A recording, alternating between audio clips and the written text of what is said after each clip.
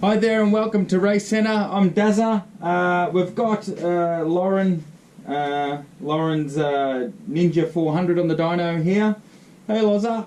The bike is primarily in because she raced it a couple of weekends ago and had real trouble shifting gears and so on, and had a few people help her and have a look at it all, and the bike's come in with suspected bent shift forks, was the information that we got. Apparently it's quite common on these things, so I thought I'd just take this little opportunity to put a video together on what we found, because it's actually extremely common.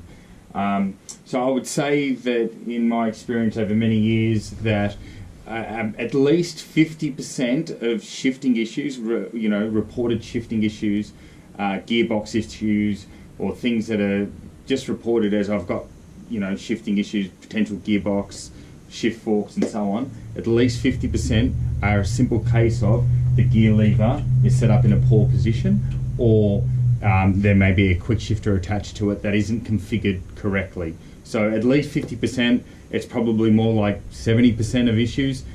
So one of the first things that we normally do is put the bike on the dyno to try and replicate the issue first. Once we can replicate the issue on the dyno, then we'll pull it off and pull the bike apart to see what's going on. This is one of the few Kawasaki's that does not have a cassette gearbox, so that even though the bikes come in, if we were to say, okay, yep, we'll take it on the information that we've got, there's something wrong with the gearbox, we have to pull the engine out and we have to split the cases. It's quite a big job to inspect a gearbox that there's potentially nothing wrong with. So getting the bike on the dyno is the first step for us to make sure that we can double check it. So I ran the bike through its paces. The bike shifts fine, like absolutely fine. Every gear I can get easily. Even under heavy load, I can grab every gear easily. What I did find was that the gear shifter feels really low. And for me, I'm somebody that doesn't mind a shifter low, but I found it quite low. Here on the dyno, it's quite easy to get the right shifts because you're not on a racetrack under pressure trying to go fast and moving your body around for the corners and all that sort of stuff. So it's quite easy to get a right shift.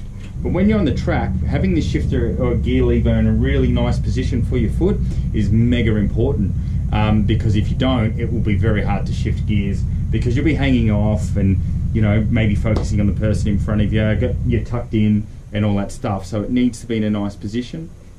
The thing about it is that our feet only have a certain amount of movement, right? So if the gear lever is either too low or too high, you'll struggle to shift. And that's because you've got to, when you get one shift, to be able to get the next shift, you actually have to release the lever, okay? So to get one, you might shift one gear, but to get the next one, the lever has to release. So for example, if the gear lever was too high, your foot wouldn't release it properly and you wouldn't get the next one. Conversely, if the lever's too low, you won't have enough power where it counts, because you can see this, every gear lever has a certain amount of free play. So you can see this has free play before it engages. You still need to have power in your foot to be able to kick the gear properly.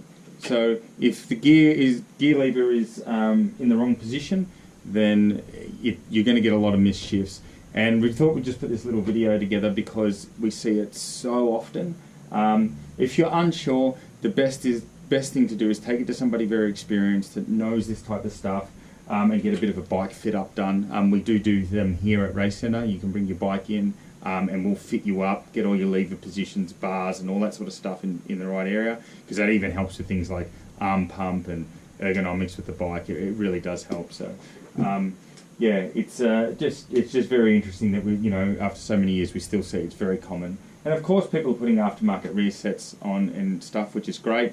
But yeah, just something to bear in mind. It needs to be comfortable, it needs to be around the ball of your foot, and you need to be able to get both gears both ways quite comfortably. This bike has race shift, so down is actually going up the gearbox, which is very common on race bikes.